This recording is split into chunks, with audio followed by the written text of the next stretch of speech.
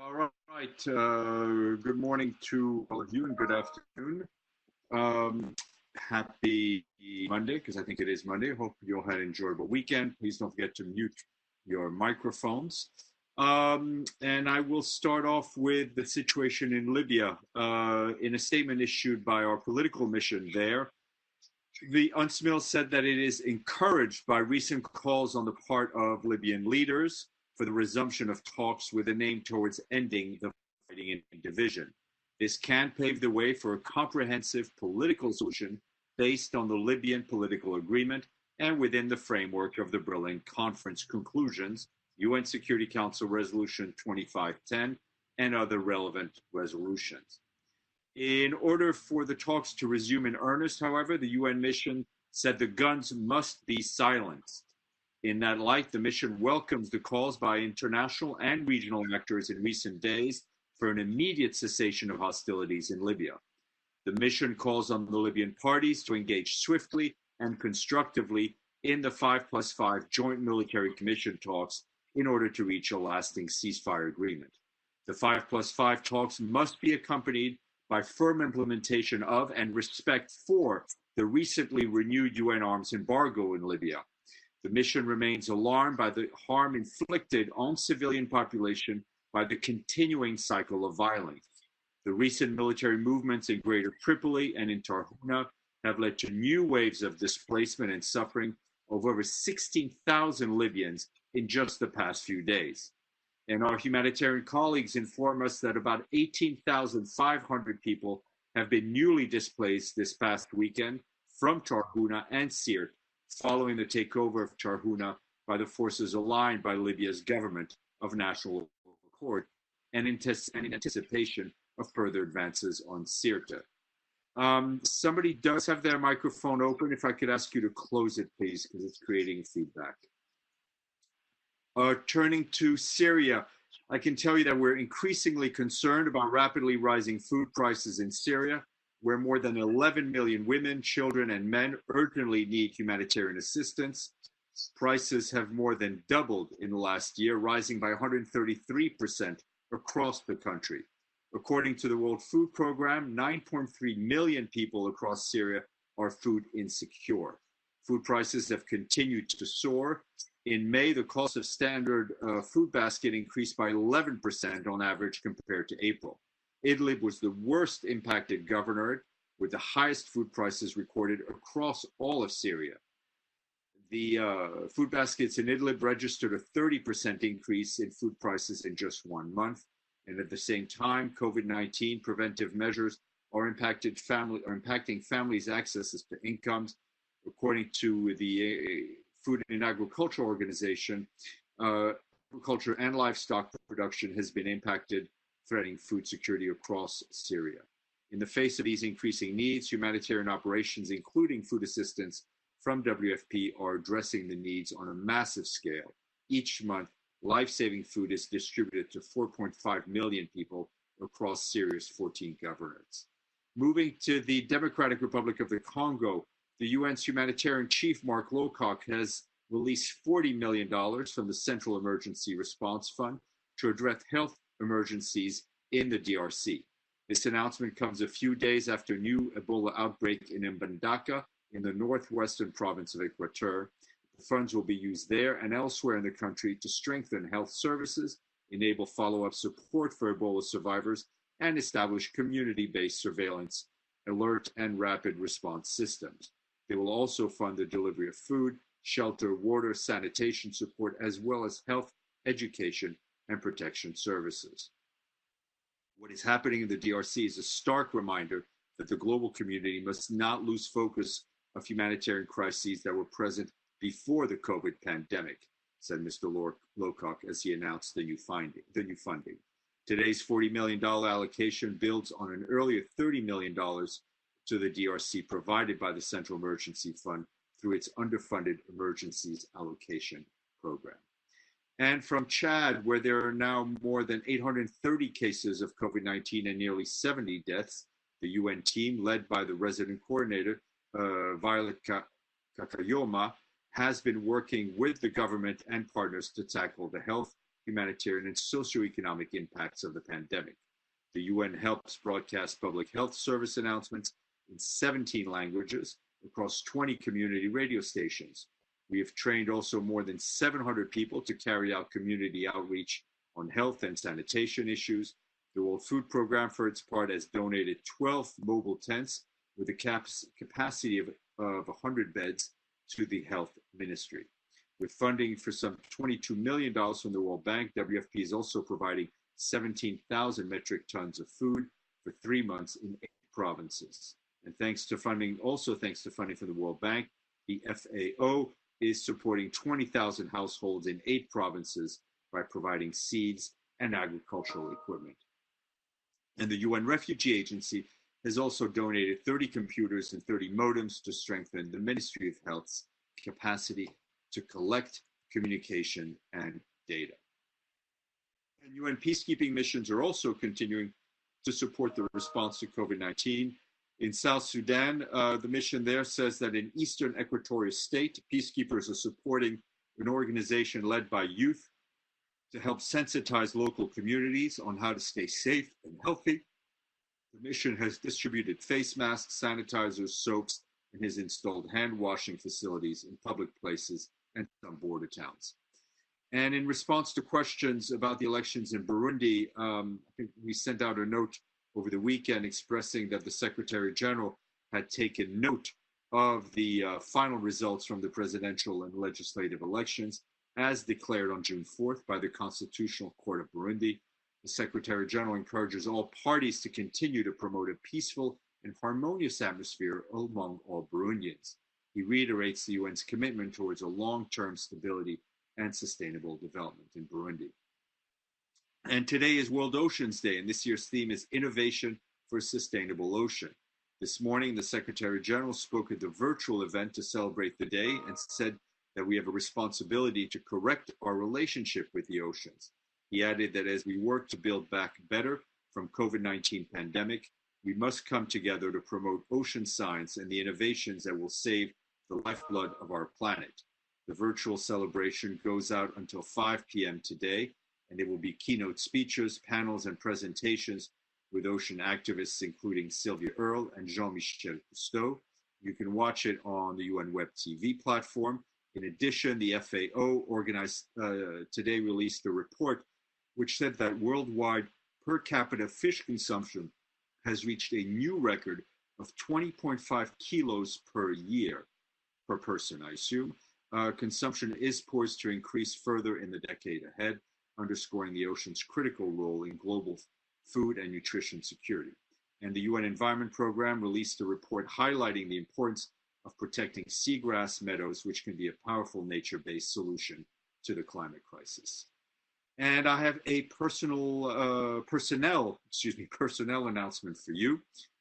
Today, following consultations with the Bureau of the Conference of the Parties to the Convention on Biological Diversity, the Secretary General is announcing the appointment of Elizabeth Maruma Mrema of Tanzania as the Executive Secretary of the Secretariat on the Convention on Biological Diversity. Since 2019, Ms. Mrema has been the acting Executive Secretary of the CBD Secretariat. Prior to that, she served as Director of the Law Division at the UN Environment Programme in Nairobi. With over 2 decades of experience at the UN, Ms. Mrema brings to the position extensive experience in global environmental law, policymaking, implementation of environmental and sustainable development programs, and a deep knowledge of multilateral processes. Much more on this on our website. And tomorrow, our guest at the briefing will be Maximo Torero Cullen, the Assistant Director General of the Economic and Social Development Department of the FAO. He will brief you on the Secretary General's policy brief on the impact of COVID-19 on food security. That brief is going to be shared with you under embargo, and I think the embargo is until tomorrow about this time. Let me take your questions, and let me go to the chat. And I apologize, I broke my glasses early today, so they look a little strange. But let's go to Edie, who has a question. Edie, go ahead. Thank you very much, Steph.